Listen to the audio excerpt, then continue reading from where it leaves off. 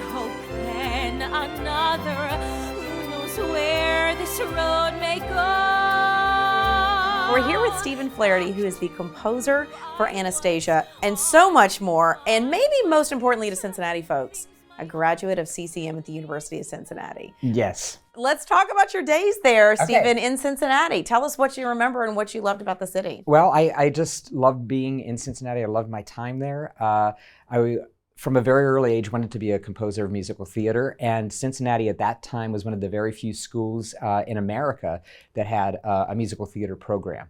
So I gravitated there, and I did early shows, early student work, and went to all the hot spots like Skyline Chili while I'm like cramming, studying classical music, and I just loved my time there. Let's talk about Anastasia, because when you think of Anastasia, if anyone has seen it or even seen photos, the costuming, the sets are remarkable, but none of that works without your music behind it. The thing about writing for the theater is it's super collaborative, and the music and the script are probably the first things that are developed, and then obviously the director is brought in, then the designers are brought in. So we have to be as creative in bringing out these details because we know that they're going to inspire others. The show itself, of course, moving it from a movie to a stage production, what was that like to try to create the feel of Anastasia through song? Well, it was terrific. We had the opportunity to write the song score for the animated film 20th Century Fox back in the day, and it was our first movie, and we got to go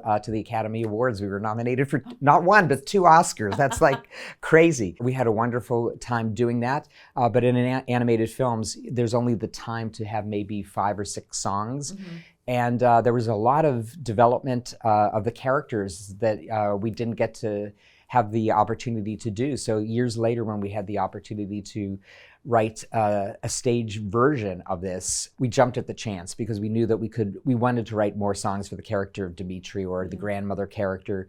And also, I don't know if you've seen the movie, it flies a bit fast and loose with Russian history. Yeah. So we wanted to go back to the roots of what this story was about, as opposed to put the animated film live on the stage. Act 1 of the stage version is set in Russia, and it's these very dark, very regal, very royal colors.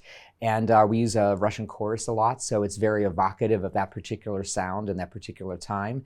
Act 2 is in Jazz Age Paris, so it goes to a much lighter palette, and we have jazzier rhythms, and we're trying to really reflect the lightness of that period of time. And our director had always talked about this story as being about coming from the darkness, going into the light. So we really tried to reflect that in the song score. I realize it's like asking, do you have a favorite child, but do you have a favorite song from Anastasia? The song that got us to the Oscars was a song called Journey to the Past.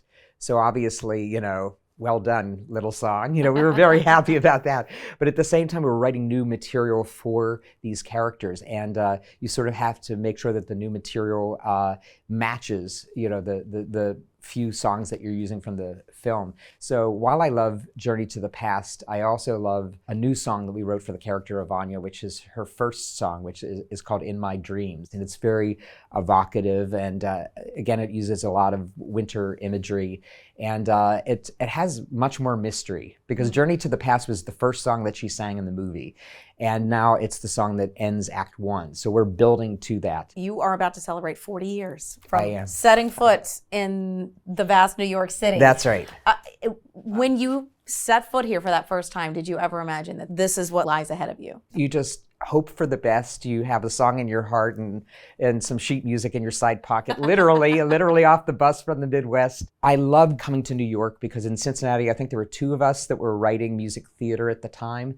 And I came here and was in a workshop called the BMI workshop, which was for librettists, for composers, for lyricists writing for the theater.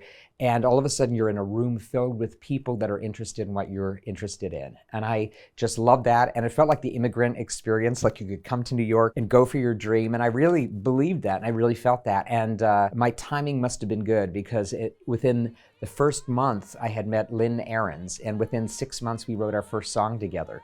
And now we're in our 39th year of writing music and lyrics together. And it's been a wonderful time. Well, we have enjoyed the entire ride. Thank you so much. We appreciate it. Thanks. My pleasure.